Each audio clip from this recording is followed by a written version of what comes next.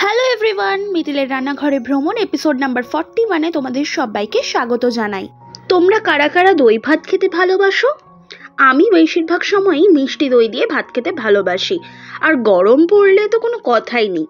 মাঝে মাঝে টক দই দিয়ে খেতেও ভালোই লাগে। তবে আজকাল এই দক্ষিণী ধাঁচের টক দই দিয়ে ভাত খেতে আমার বেশ দারুণ লাগছে, তাই ভাবলাম তোমাদের সাথে এই রেসিপিটা একটু শেয়ার করি। আমি একটা ছোট বাটির ভাত নিয়েছি, তাতে বেশ খানিকটা পরিমাণ টক দই দিয়ে দিলাম।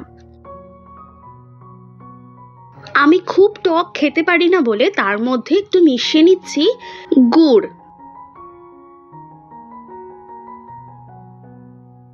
ভালো করে ভাতটা মেখে নিলাম দই দিয়ে। এবার কড়াইতে 1 চামচ মতো ঘি গরম করে দিয়ে দিচ্ছি কারি পাতা, শুকনো লঙ্কা, ছোলার ডাল আর কালো সর্ষে। এটা দিয়েই আমি ফোড়ন দিচ্ছি।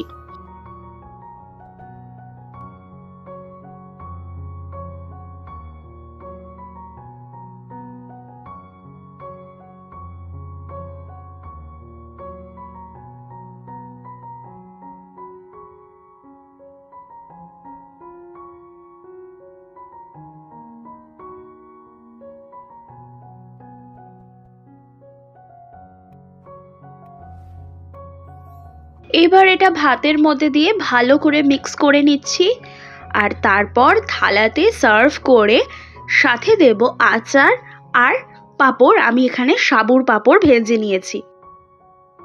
গরমকালের দুপুরে এরকমভাবে দই ভাত খেতে কিন্তু দারুণ লাগবে।